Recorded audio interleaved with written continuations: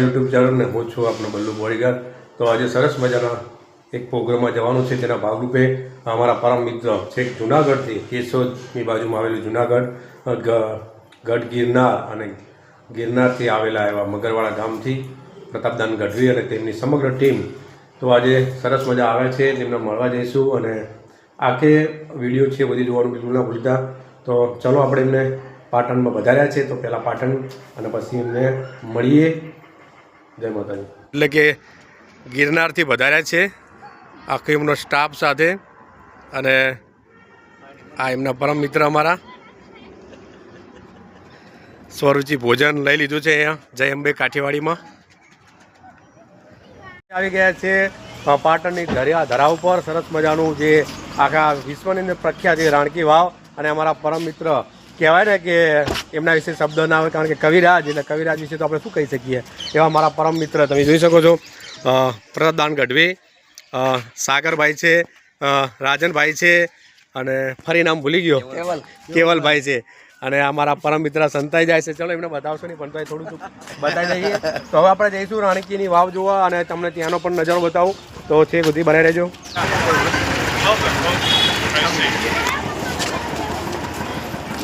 રાણીની વાવે પહોંચી ગયા છીએ, અહીંયા છે ટિકિટ બારી અને અહીંથી પ્રવેશ દ્વાર દ્વારા આપણે અંદર જવાનું છે।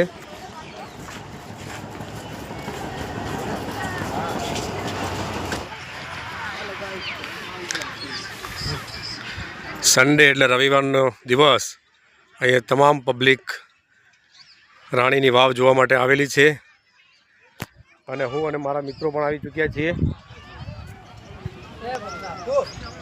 તો આપણે હવે સીધા રાણીની વાવ જઈશું। સરસ મજાનો નજારો છે અને ટીમ ધીમે ધીમે આગળ વધી રહી છે। અહીંયા જોશો તો બહુ વિશાળ પ્રકારના લીમડા પણ છે, વૃક્ષો પણ છે અને ગરમી એટલે માર્ચ મહિનો સરસ મજાનું ઠંડક મળી રહે એના માટેની અહીંયા સરકાર દ્વારા લોન અને લીમડા વૃક્ષોનું સરસ મજાનું જતન કરવામાં આવી રહ્યું છે। તો મારા પરમ મિત્ર મારી પાછળ તમે જોઈ શકો છો આવી ચૂક્યા છે અને આખી રાણીની વાવ બતાવવાની છે એમને। હલો મિત્રો, જય માતાજી। જય માતાજી, જય માતાજી। બાહુબલી ચેડે રહી ગયા।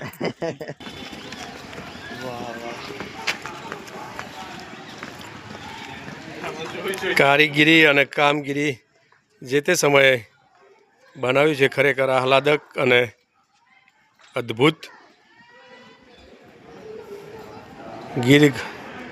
ગઢ ગિરનાર ત્યાંથી આવેલા મહેમાનો આજે રાણીની વાવ જોશે, માણશે અને આનંદ એનો કંઈક અલગ જ હશે।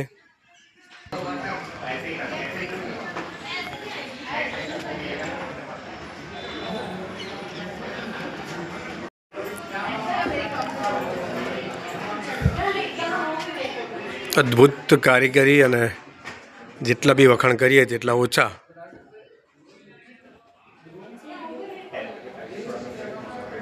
અને ભારતીય ચલણ એટલે નાણું 100 રૂપિયાની નોટની અંદર આ એમનું ચિત્ર પણ મૂકવામાં આવેલું છે સરકાર દ્વારા।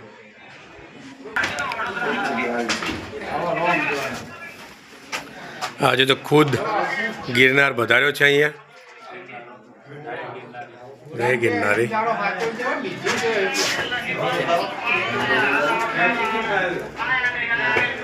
તમે જોઈ શકો જોરદાર તમને આખું જે સ્ટ્રક્ચર બનાવેલું છે રાજાઓ વખતે અને રાણીની વાવ એટલે આખા ગુજરાતની પણ ભારત અને વિશ્વની અંદર પ્રખ્યાત એવી આ ધરોહર હેરિટેજની અંદર એનું સ્થાપન થયેલું છે અને તમે જોશો તો તમે કલ્પનાની બહારની વસ્તુ હોય એ રીતની સરસ મજાની જે કલાકૃતિઓ કંડારવામાં આવેલી છે।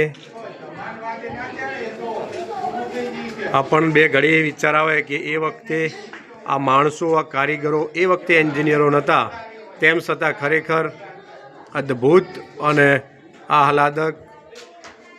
એકવાર આવો તો તમને એવું જ થાય કે ફરીવાર પણ એકવાર તો જવું જ છે। આમ તો ગુજરાતનું ઘરેણું અને રાણીની વાવ એટલે જેટલી વાતો કરીએ એટલી ઓછી। આ ભવ્ય વાવની સ્થાપના 11મી સદીના અંતિમ ચરણમાં રાજા ભીમદેવ પ્રથમ ઈસવીસન 1022 અને 1063ની સાલમાં શ્રી ઉદયમતી રાણી દ્વારા બનાવવામાં આવી હોવાનું માનવામાં આવે છે.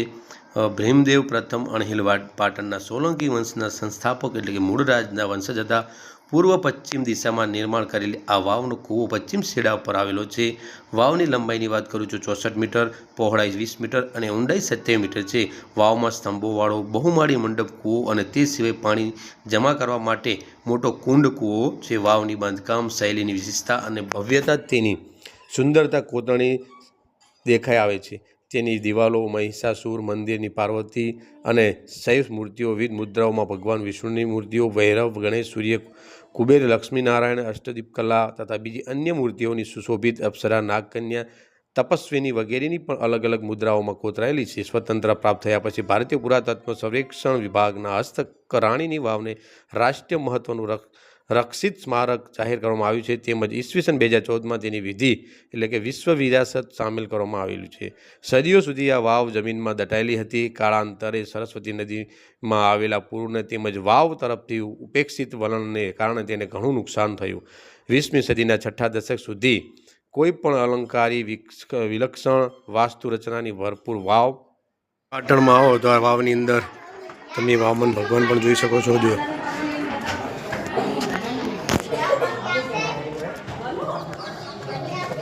ના અસ્તિત્વની જાણ ન હતી કારણ કે ત્યાં રે વાવનો ઉપરના ભાગ સિવાય પૂર્ણ રીતે માટીથી દટાયેલ હતો. વાત કરું સન 1958માં ભારતીય પુરાતત્વ સર્વેક્ષણ વિભાગે આ જગ્યાએ ખોદકામ શરૂ કર્યું. આ વિભાગના સતત પ્રયત્નો તેમજ ખોદકામના કાર્ય પરિણામ સ્વરૂપે મોટી એટલે કે માટીમાં દબાયેલી આ અમૂલ્ય વાસ્તુશિલ્પીય ઐતિહાસિક સંસ્કૃતિને તેના મૂળ રૂપમાં ઉજાગર કરવામાં આવી. જે મૂર્તિઓ તેમજ વાસ્તુશિલ્પોના ભાગ તેના મૂળ સ્થાનથી અલગ થઈ ગયા હતા તેને સાવધાનીપૂર્વક ફરીથી સ્થાપિત કર્યા. આ છે આપણી પાટણની ધરોહર અને જે પણ અહીંયા આવે છે ખરેખર અભિભૂત થઈ જાય છે. કારણ કે ગુજરાત અને એમાં સિદ્ધરાજ જયસિંહ હોય, મૂળરાજ સોલંકી હોય તો ગુજરાતની રાજધાની એવું આ ઐતિહાસિક વારસો તમે નિહાળી રહ્યા છો. જેટલો પણ જાણો એટલો ઓછો. ખરેખર કારીગરો અને રાજાઓને સતત નમન વંદન. તો મિત્રો આપણે હવે સરસ મજાની જે રાણીની વાવ છે એના વિશે ગીરમાંથી વધારેલા અમારા મહેમાન અને એમના મુખે આપણે 2-4 વાક્ય સાંભળીએ અને એમને પાટણ કેવું લાગ્યું, રાણીની વાવ કેવી લાગી અને આખો નજારો જે પોંચો પાટણ કહેવાય અને કહેવાય ને કે રાજા સિદ્ધરાજ જયસિંહ એમના વિશે તો આપણા પાસે શબ્દ ના હોય કારણ કે ખુમારી અને સોલંકી વંશનો યુગ એટલે એના વિશે શું કહી શકું. તેમ છતાં આપણે જાણવાની કોશિશ કરીએ કે આવેલી ટીમ, આ સમગ્ર ટીમ અહીંયા સરસ મજાનો આરામદાયક સરસ મજાનો પવન તમે જોઈ શકો છો. ધીમે ધીમે લહેરો વહી રહી છે અને આપણે એમના મુખેથી કવિરાજ મુખેથી સાંભળીએ 2-4 વાક્યો. તો કવિરાજ, જય માતાજીની. જય માતાજી. મહાદેવ હર હર મહાદેવ.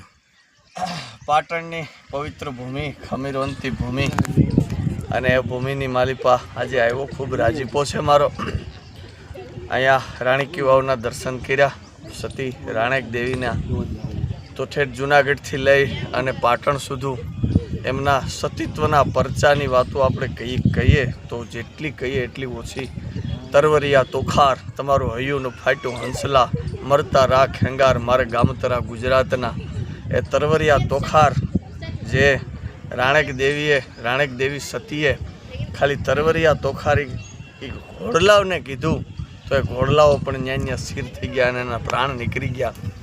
ઊંચો ગઢ ગિરનાર વાદળથી વાતું કરે, મરતા રાખ હેંગાર તો ખડેડીને ખાંગો ન થયો તો ગિરનાર પણ ખડેડવા માંડ્યો. એવી સતી, એવી મા, એમની આ ભૂમિ રાણેક દેવી, એમના નામ પરથી રાણેક દેવીનું સુંદર મજાનું રાણીકી વાવ, રાણીકી વાવના દર્શન કર્યા. આ એનો જે સ્થાપત્ય નમૂના અને એન જે કંડારેલી મૂર્તિ ખરેખર આ ભારતનો અદ્ભુત વારસો છે. આ જોઈ અને નિશબ્દ આપણે કહી શકીએ કે કોઈ શબ્દો નથી. સુંદર મજાની રાણીકી વાવના દર્શન કર્યા. એમનો ખૂબ ખૂબ રાજીપો છે. મહાદેવર. હવે આપણને સાગરભાઈ એમના સરસ તમને સાગરભાઈ વિશે વાત કરું તો સાગરભાઈ પોતે સંગીતની અંદર તો ખરા જ પણ સાઉન્ડની અંદર પોતે સારા એવા એન્જિનિયર અને ડિગ્રી પ્રાપ્ત કરેલા છે. અને એમની પાછળ બેઠેલા જે સમગ્ર કેમેરામેન કહેવાય એવા કેવલભાઈ, અને બાજુમાં આપણે એમના વિશે એમની આગળ તમે જુઓ રાજ, એટલે એવું રાજનભાઈ નામ છે. અને આ બાજુ તો સિંહોની તો વાત જ ના થાય એવા પરબતસિંહ. તો હવે રાજનભાઈ આપણને પાટણ વિશે, રાણીની વાવ વિશે અને કંઈક કહેશે. મારો કંઈ બોલવાનો વિષય તો જાજો છે નહીં, પણ ખાલી ટૂંકમાં હું કહી શકું. અહીંયા રસ્તામાં આવતો તો ત્યારે એમ થતું કે નવો વિસ્તાર છે, કેમ થશે, પણ મિત્રો બાપુ આપશ્રી રાવળદેવ મળીને ખૂબ આનંદ થયો. એવું નથી લાગ્યું કે ત્યાંથી અહીં આવ્યા, એવું જ લાગ્યું કે અહીંને અહીંયા જ છીએ. જય માતા, જય માતાજી. તો આપણે આવી ગયા છે રાણકી વાવની પાછળનો ભાગ, અને તમે જોશો તો અહીંયા ટીમ સમગ્ર નિરીક્ષણ કરી અને આગળ વધી રહી છે. સાગરભાઈ કહે છે કે હવે અમે અહીંથી રાણીની વાવથી વિદાય લઈએ, દાન, રાજનભાઈ અને કેવલભાઈ. તો તમને એનો નજારો થોડો બતાવી દઉં. અહીંથી પાછળના ભાગથી તમે જોશો તો રાણીની વાવ આ રીતની છે.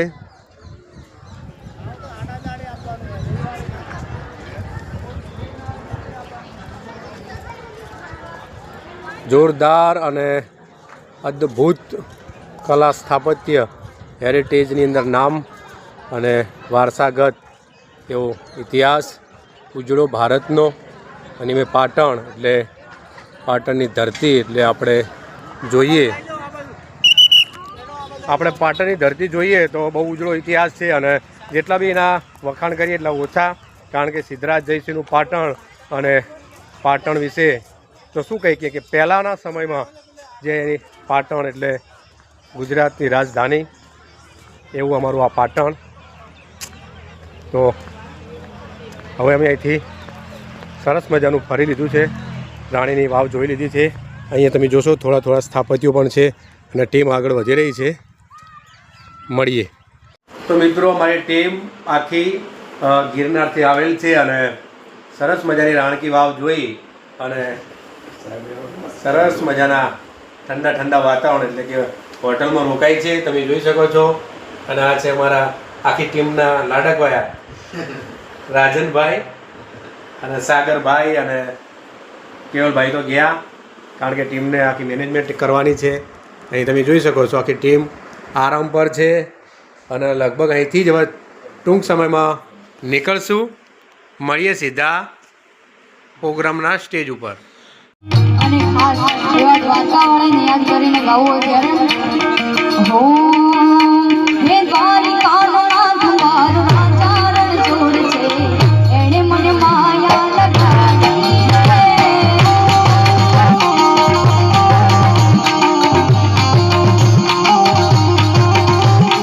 દ્વારિકાનો નાથ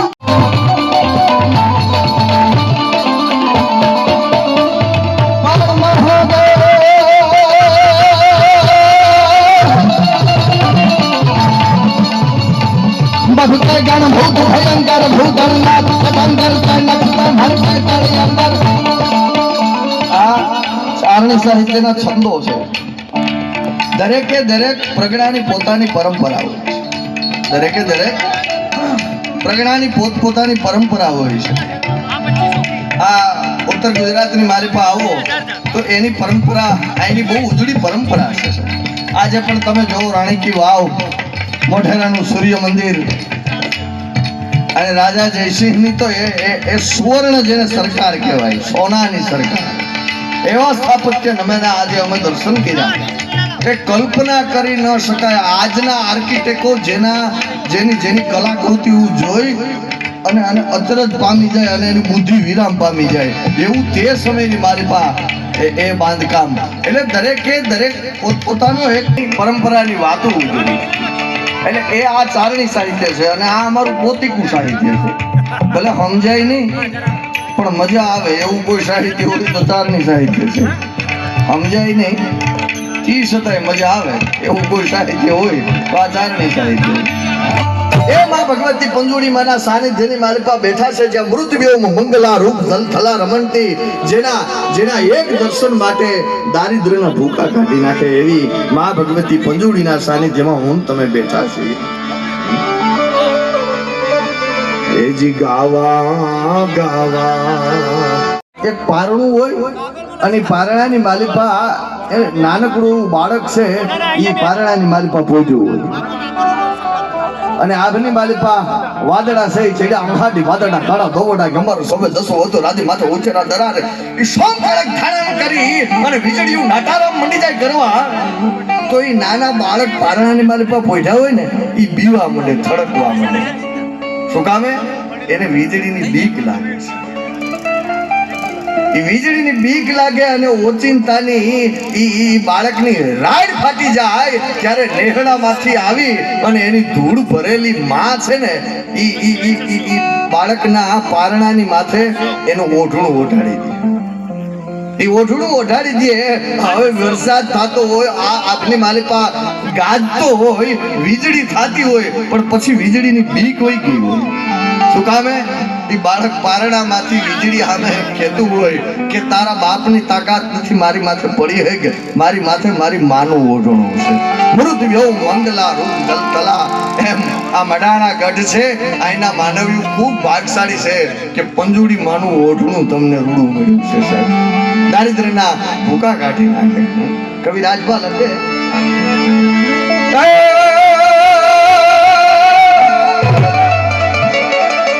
હાજી મારી નાય જાગે છે રે હાજી મારી નાય જાગે છે રે એવા ભણકાર વાગે છે